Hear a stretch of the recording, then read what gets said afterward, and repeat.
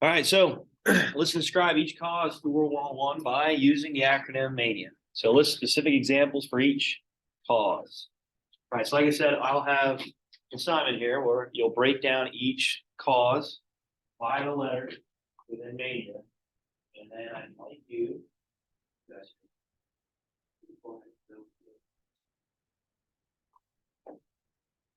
write it out. Okay, write it out. Each response.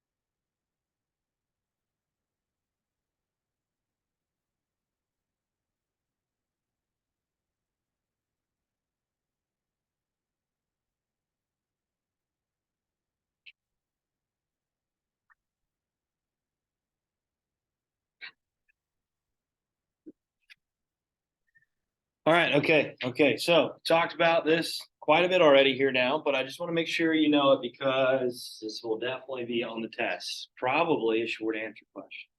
All right, so with mania, where do we start? Let's start with the M in mania. What do we have? Parker. What's the cause that is related to the M? Militarism. Good job. And how does this fit into World War One? To start World War One. Right.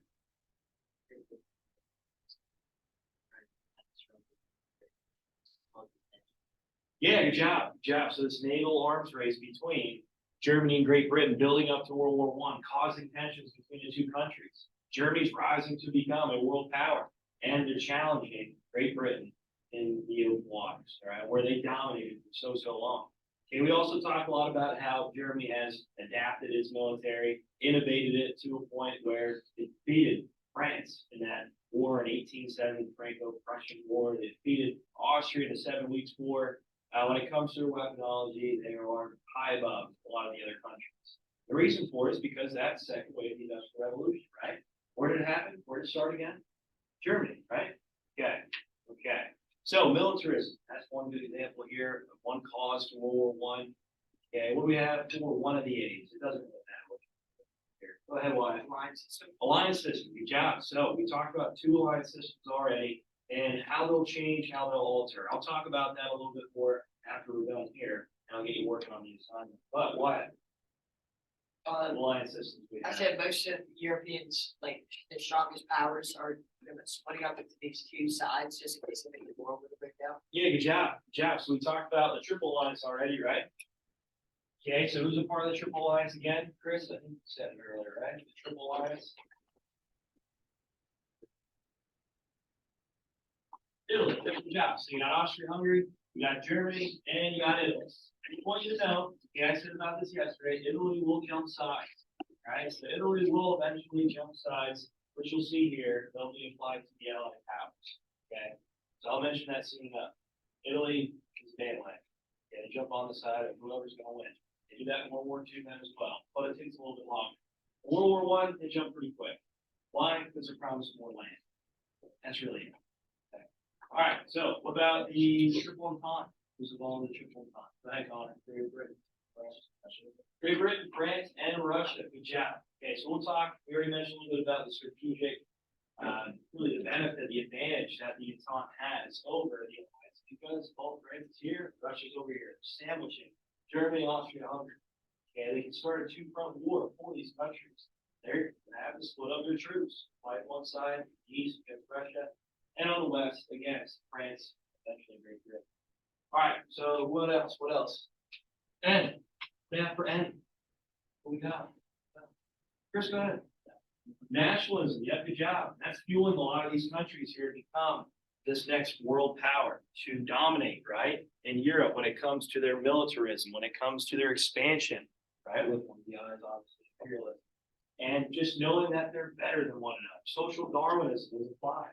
And we already talked about nationalism quite a bit with Otto von Bismarck, the unification of Germany, and how this is kind of leading this Aryan culture, this Aryan race mentality for Germany moving forward. Okay, that they're better, that they're more superior than these other countries. And when it comes to warfare, obviously you're going to do that because you think you're more superior than others. So yeah, social Darwinism, survival of the fittest all come into play here. All right, so nationalism, extreme sense of national pride. We also talked about one of the terms that kind of means national. What is that? You guys remember? It's that weird term. Like, what is this? Jingoism, yeah? Okay. So I put that up on the board last week. I. What do we have for the I? What do we got for the I here? Paul. Imperialism. Imperialism, good job. What is that? It is like to take over and make our country and by using it over. Yeah, good job. Good job. So we already mentioned with imperialism last chapter, moving into this chapter here. If you're bigger, you're stronger. If you have a larger military, more sophisticated military, you can take what you want from these weaker countries or territories. A lot of times it's resources, raw materials, establishing military bases. Okay, specifically we mentioned in Africa, but in Asia and even in Europe. So at the start of this war, that's kind of why really Franz Ferdinand was marching around down here in Boston. Okay, they're taking over, they're annexing land right down here in the Balkan region, causing a lot of issues, a lot of hardships for the people, especially with the Black hand, trying to push Franz Ferdinand out of these areas. They don't want that outside influence. They don't speak the same language. Well, they don't have the same culture, history. So try to remove them. By the what? Last one. We already mentioned it. Paul, the assassination. Good job. So you can see how all these causes link together, right? You can see how all of these terms that we just mentioned all come together to bring out World War I. Light the powder keg, right? So the assassination, that was the tipping point. Okay, with Franz Ferdinand. And we talked quite a bit about that already. All right, so here's your assignment.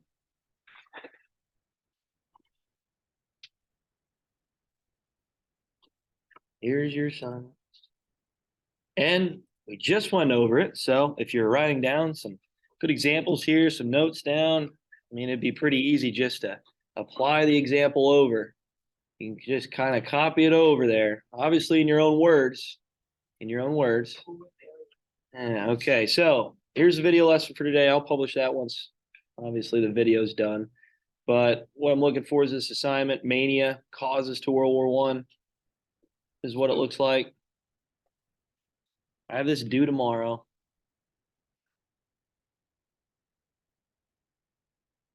Whenever it loads. All right, so all I want you to do is just fill out the organizer here. Like I said with the bell ringer, you already did it, so it should be pretty easy. So once you're finished with that, for you guys, I'd like you to write a page response, just kind of putting this all together, right? Make it transition, okay? Utilize the causes here to mesh with one another, to transition throughout your paper to see how World War I started. So use the examples we already talked about. With militarism, we talked about the naval arms race between Great Britain and Germany, right? And them just really ramping up their militaries through this industrial age. We already talked about the alliance systems. So when it comes to explaining which countries are involved, which alliance system, it makes sense, okay? And why they're getting drugged into it. So why Germany would want to ally with Austria-Hungary, vice versa. Why would France want to ally with Russia? We already mentioned it, should be pretty easy. And we already talked about nationalism, okay? Talked about with Otto von Bismarck, we mentioned about Germany, okay, and all these other countries trying to evoke a strong sense of national pride in their country. A lot of it is focused on militarism. Imperialism, this expansion, okay? So we just reviewed it. And then finally, the assassination. So this should be pretty easy. Okay, like I said, we just went over it. Apply the examples we just went over, okay, and write a page response. 12-point font, 12-point font, okay? You can double space it, all right? If it goes over to 1 page, 2 pages, that's fine, okay? No big deal. Just make sure you explain each cause, okay? All right, so Friday I said there's going to be something coming. What is the plan for Friday? Does anybody remember? Does anybody remember here? Paul, do you remember? Map test. Oh, yes, a map test, a map quiz. So this shouldn't take you too long to complete. This is going to be due not tomorrow, okay? Not tomorrow. So just calm down here. Mania is due tomorrow, but this, the map activity, is going to be due on Thursday, okay? Whenever it loads.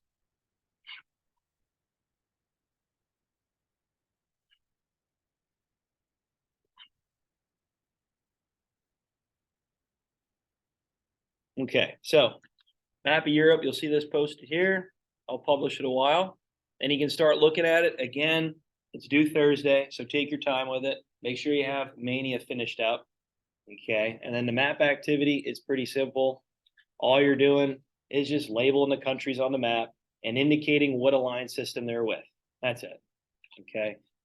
So right up here, it just walks you through it really. Okay, you have the map up front if you need the help with, or you can just look it up online, that's fine. But indicate with the central powers, you can do that in red, okay? Right, and then if you want to do the allied powers in blue, that's fine. And then neutral powers, neutral countries, right? You can do that in yellow. Okay, that's fine. So red, blue, and yellow. And then it just says label the Mediterranean Sea. We already know where that's at. The North Sea, the Baltic Sea, Atlantic Ocean, English Channel. We already talked about it. And here are the countries you need to label up on the map. All right, pretty simple. And just 2 questions. And we already talked about these questions already. Okay, so when does this do? The map activity. When is this? I didn't say that. Didn't say that, Matt. Thursday. Yep, good job. Mania is due tomorrow. Yep, tomorrow. Okay. All right. So we all know what we're doing here. Yeah, we have some time here to work on these assignments. When you finish Mania, obviously work on the map activity. That's going to be due Thursday. The map activity. Mania is due tomorrow. So like I said, Central Powers. What do we color in Central Powers? Red. Allied Powers? Blue. Yep. And then neutral countries? I said yellow. Okay. What's up? I love that. Great, great, yeah, so mad at Germany when they invaded the neutral Belgium, but they did the exact same thing to Greece later on in the war. You're right. Yes. Are we supposed to complete then? That's more just like a bullet point, just to kind of frame up your, it's like an outline. Does that make sense? And then you write out your page. Remember, 12-point font, double spaced, okay? So if it carries over to 2 pages, that's A-okay, no worries. All right, hey, I like competitions in here. I like games. So you'll find the link to the assignment, a game to help you with the map quiz. All right, so this is what you're going to do. Hopefully it loads. It might take a little bit. All right, so you're going to try to do it in the fastest time. So if you get 100%, you need to get 100%. The fastest time, screenshot it so I know, so you're not cheating, okay? So screenshot. Yeah, so we got Greece here, right? Whenever it clicks. Oh, you guys are gonna kill me in the time here since I was talking. Russia. Oh, there it is. Belgium, little Belgium here, right? Spain. Serbia. You know where Serbia's at. Denmark. Okay, remember Prussia went to war with them. Romania, France, Sweden, Portugal, Italy, Netherlands, Bulgaria, Negro, Switzerland, German Empire, Luxembourg, this little guy here, Austria-Hungary, Albania, Norway, United Kingdom. Oh, okay, you guys will beat that, obviously. But when you get 100%, what should you do? Screenshot. Okay, so whoever has the fastest time, 100%, will get an extra credit point. Does that work? Okay, Paul, what's up? Are we just putting like put examples in boxes, or we just put the letters in? This time. Oh, just put it what it is. So if it's N, just put nationalism and then give examples of what it is. So you can define it, give examples, done. Okay. All right. So we all know what we're doing, right? Okay. Okay. So like I was mentioning, when we get closer to, I won't trick you with the map quiz or anything, but Italy will jump sides. All right. So they won't be a part of the Triple Alliance much more. All right, so right around 1915, the Allied powers, Great Britain really, comes together and says, hey, we can offer you more land. Once we defeat the Central Powers, once Austria-Hungary goes away, you can claim more land here, okay? More territory. And even their imperialistic territories have it after. So it's one of those things where Italy will jump sides pretty quick because they're promised more land. All right. Okay, so I'll mention that here soon enough.